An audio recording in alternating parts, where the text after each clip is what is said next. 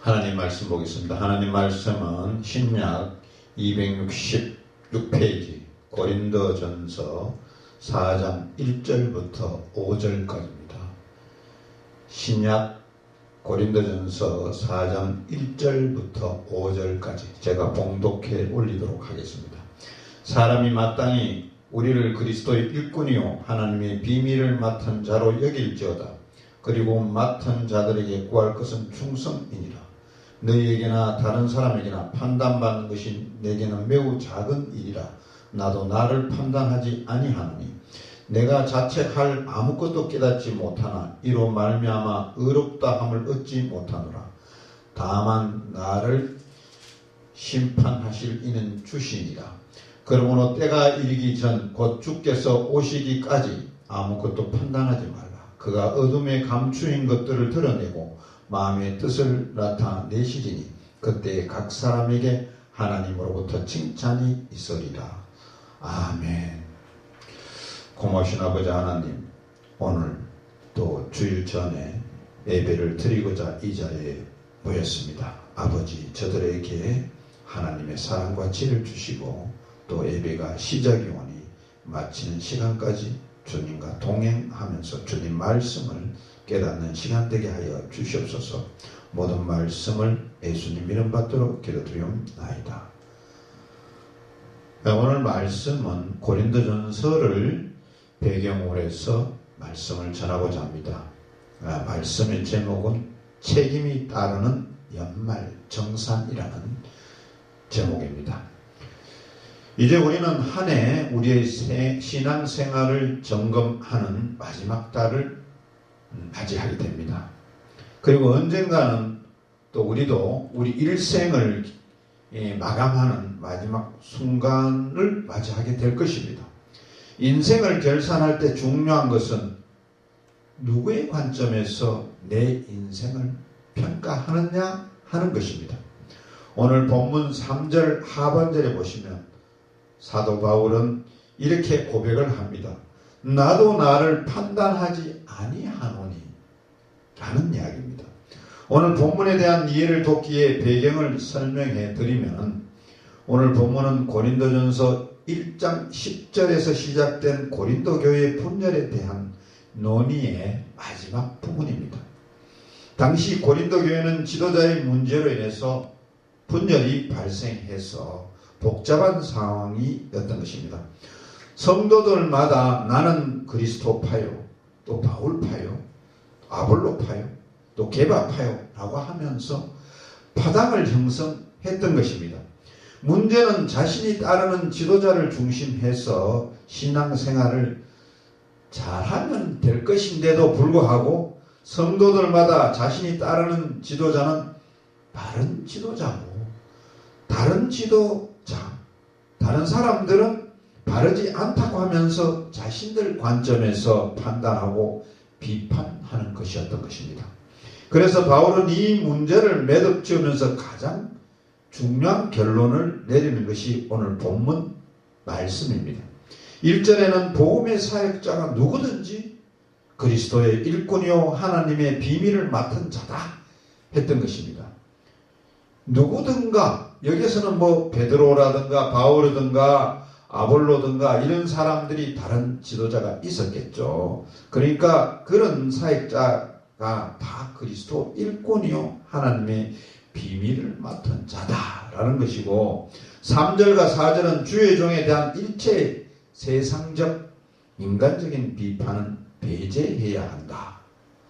또 5절은 주의 종에 대한 판단은 하나님께 맡겨야 된다. 이런 내용이 본문의 전체적인 흐름입니다. 당시 영적인 지도자들에게 대한 판단에 대한 부분을 다투고 서로 토론하고 또 다루고 있지만은 이 말씀은 내 개인적인 판단을 어떻게 할 것인가 하는 것에 대해서도 적용할 수 있다는 것이죠. 그래서 오늘 영적 지도자에 대한 것을 우리 자신 스스로에 대한 판단 문제로 적용해서 생각해 한번 볼라 그러는 것입니다. 본문에서는 세 가지 메시지를 분명하게 던지고 있습니다. 첫째는 자신의 관점에서 평가하지 말라는 것입니다. 한 해를 살아오면서 자신을 평가할 때 자신의 관점으로 평가하면 그 결론, 그 결산이 올바른 평가와 결산이 될 수 없다는 것이죠. 사람이 자신의 지렛 때 자기의 판단 기준, 스스로 평가를 통해서 하다 보면 아주 극단적인 경향에 빠질 수가 있다는 것입니다. 자기가 기준점이 돼서 자기를 평가하면 두 가지 반응이 나올 수 있는데, 하나는 자기 비관인 것입니다. 이 금년 한 해 동안 참 바보처럼 살아왔구나. 또 허송세월만 보냈구나. 이렇게 할 수가 있다는 것입니다. 또 하나는 교만해질 수 있다는 것입니다. 세상에 나만한 사람이 없구나. 나처럼 훌륭한 사람이 없구나. 라고 할 수 있다는 것입니다. 그래서 바울은 이렇게 말씀합니다. 3절 하반절부터 4절 상반절까지 보세요. 나도 나를 판단하지 아니하노니 내가 자책할 아무것도 깨닫지 못하나 이로 말미암아 의롭다함을 얻지 못하노라. 탈무드에는 이런 이야기가 있습니다.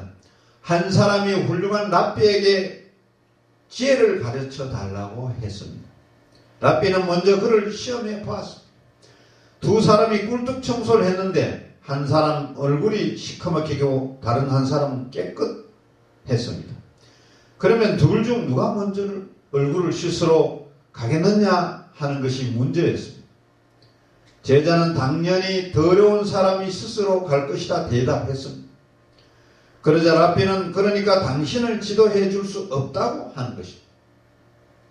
랍비의 설명은 얼굴이 더러운 사람은 상대방이 깨끗하니까 자기도 깨끗한 줄 알고 씻지 않지만, 깨끗한 사람은 상대방이 더러우니까 자기도 더러운 줄 알고 씻으러 간다는 것입니다. 이때 1차 시험에 떨어진 제자는 돌아가서 공부를 많이 한 후에 다시 랍비를 찾아와 자기를 시험해 달라고 했습니다. 랍비가 똑같은 문제를 내었습니다. 두 사람이 꿀떡을 청소했는데 한 사람은 얼굴이 시커멓게 되고 다른 한 사람은 깨끗했다.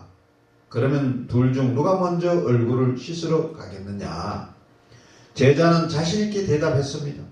얼굴이 깨끗한 사람이 씻으러 갑니다. 그러자 랍비는 그래서 당신을 제자로 삼을 수 없다고 했습니다. 그러면서 설명하기를 얼굴이 더러운 사람은 일을 열심히 했기 때문에 먼저 씻으러 가고 깨끗한 사람은 일을 별로 열심히 하지 않았기 때문에 씻지 않는다는 것입니다. 무슨 뜻인지 알겠습니까? 내가 나를 완벽하다고 생각하고 판단해도 남이 볼 때는 그 판단이 잘못될 수 있다는 것입니다. 한 해를 살아오면서 그렇습니다.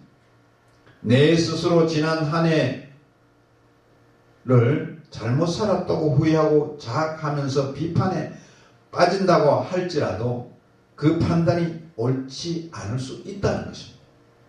반대로 긍정적으로 자신을 평가해도 그 판단도 위험할 수 있다는 것입니다.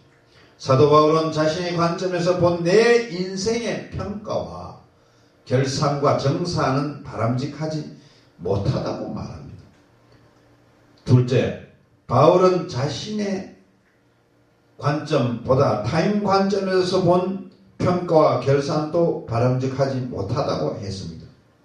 인생을 성공적으로 살아가기 위해서는 멘토가 필요합니다. 여러분들 주위에 멘토가 많죠? 이 멘토가 있어야 되고 멘토를 잘 두어야 되는 것입니다. 목회자는 자신보다 훌륭하게 사역하는 연세든 목사님을 멘토로 삼을 수 있고, 사업가는 자신보다 사업을 더 잘하는 사람을 멘토로 삼을 수 있는 것입니다.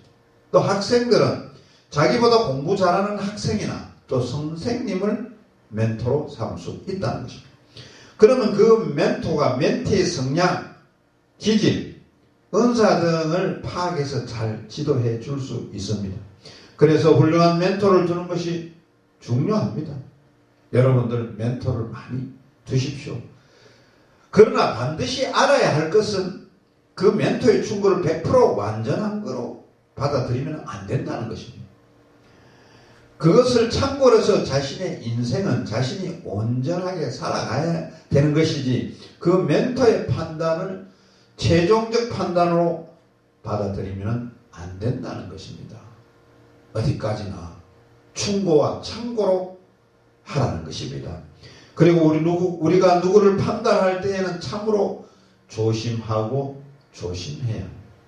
마태복음 7장 1절부터 2절에는 비판에 대한 부분을 예수님이 분명하게 정의해 두고 있습니다. 비판을 받지 아니하거든 비판하지 말라. 너희가 비판하는 그 비판으로 너희가 비판을 받을 것이요 너희가 헤아리는 그 헤아림으로 너희가 헤아림을 받을 것이니라. 그러니까 우리는 어떤 사람을 대할 때 너무 쉽게 속단해서는 안 된다는 것입니다. 때로는 다른 사람들이 나를 비록 나쁘게 평가하더라도 그것 때문에 내 인생이 끝난 것처럼 허무하게나 또 실망하지 말라는 것입니다. 셋째, 바울은 하나님의 관점에서 자신의 인생을 평가하고 결산하라고 했습니다. 4절 하반절부터 5절 말씀에 보면은 다만 나를 심판하실 이는 주시니라. 그러므로 때가 이르기 전 곧 주께서 오시기까지 아무것도 판단하지 말라. 그가 어둠이 감추인 것들을 드러내고 마음의 뜻을 나타내시리니 그때에 각 사람에게 하나님으로부터 칭찬이 있으리라. 한 해를 점검하면서 우리는 우리 시선을 성삼위 하나님을 향해야 하는 것입니다. 나를 창조하신 하나님, 나를 섭리하시는 하나님, 나를 위해서 예수님을 보내주신 하나님, 나를 구원해 주신 그 하나님이야말로 가장 잘 아시기에 나를 가장 완벽하고 나를 가장 정확하게 그리고 나를 가장 공정하게 평가하시고 판단하실 수 있다는 것입니다. 그러기에 항상 그분에게 시선을 맞출 필요가 있다는 것입니다. 그렇습니다. 우리의 사정은 하나님이 가장 잘 아시고 마지막에도 하나님이 나를 평가하시는 것입니다. 마태복음 25장의 달란트 비유는 우리가 너무나 잘 알고 있습니다. 하나님은 우리의 사정에 맞도록 어떤 사람에게는 5달란트, 또 어떤 사람은 2달란트, 또 어떤 사람은 1달란트를 맡겼습니다. 그리고 일정 기간이 지나고 주인이 돌아와서 결산하게 되었는데 그 결과 5달란트, 2달란트를 받은 자는 배를 남겼고 하나님께 칭찬을 듣고 자신들이 남긴 것을 다시 선물로 받았습니다. 반면에 1달란트 받은 자는 1달란트를 숨겨두었다가 결국 그 1달란트를 빼앗기고 어두운 데로 쫓겨나 이를 갈게 된다는 것입니다. 여기에서 우리는 달란트 비유를 하나님이 하시는 의도와 또 오늘 본문에서 사도 바울이 고린도 교회에게 하는 의도를 잘 알아야 한다는 것입니다. 예수님은 당신의 자녀들을 평가하고 판단하실 때 그 의도는 처벌에 있지 않다는 것입니다. 달란트 비유를 통해서 주님은 우리 모두가 5달란트, 2달란트 받는 자처럼 칭찬받고 상급받기를 원하신다는 것입니다. 요한복음 8장 11절에 보면 예수님은 가늠한 현장에 붙잡혀온 여인에게 이렇게 말씀하셨습니다. 나도 너를 정죄하지 아니하노니 가서 다시는 죄를 범하지 말라 라고 했습니다. 요한복음 21장에 보면 예수님이 잡혔을 때 3번이나 모른다고 부인한 베드로를 만나서 주님은 그를 꾸짖지 않았습니다. 오히려 그물과 자비의 목소리로 이야기하였던 것입니다. 요한의 아들 시몬아, 너희가 나를 사랑하느냐? 내 양을 먹이라 해주셨습니다. 바울도 고린도교에서 말씀하실 때에도 5절 하반절에 그때 각 사람에게 하나님으로부터 칭찬이 있으리라 하셨습니다. 그렇습니다. 하나님이 우리를 평가하고 결산하는 이유는 처벌하기 위해서가 아니라 칭찬하기 위한 것입니다. 우리 믿음의 사람들이 분명히 알아야 할 것이 바로 이 점입니다. 우리가 예수님을 믿는 그 순간 하나님은 우리의 인생에 대한 파괴적인 판단, 파괴적인 비판은 없어졌습니다. 믿어지지 않는 분은 계신 분은 로마서 8장을 소리내어 읽어보십시오.